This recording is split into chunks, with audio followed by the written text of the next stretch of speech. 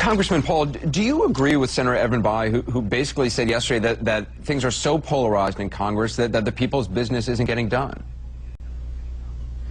Well, the people's business isn't getting done, but I'm not so sure that we are on the right tune about where the arguments are. I don't think it's because people don't compromise enough. I think it's because they compromise too much, and we don't have enough people standing on principle. For instance, they compromise on the welfare state, they compromise on the warfare state, they compromise on endorsing the monetary system. So I think we have way too much compromise, and we need to define what we believe in. We either believe in welfareism and socialism and big government, or we believe in liberty and limited government and the Constitution. Well, Dr. Paul, do you agree with that? And if you do, isn't compromise essential for actual governance?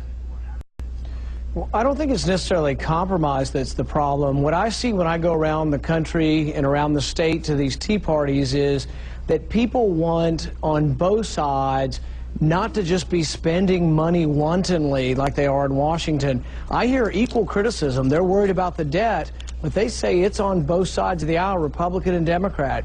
We talk in my race about West Virginia paving every inch of it based on Senator Byrd's seniority. We also talk about that fact that Republicans from Alaska have been earmarking and paving a lot of things up there, too. So the problems, the Tea Party movement, we see it as on both sides of the aisle, but not a lack of compromise, just sort of a lack of anyone standing up for the taxpayer.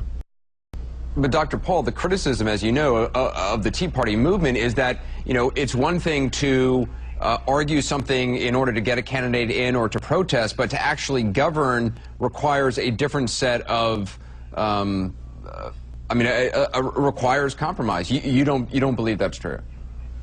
Well, I think the problem is we are compromising, but we compromise for more spending usually. For example, 32 states have a rule that says they have to balance their budget by law. I run on the platform that says federal government should be no different. And when I say that at a Tea Party, it brings down the House. They want their government to balance their budget. They see our future and our kids' future being destroyed by debt. And so that's not Republicans and Democrats compromising to spend half as much money.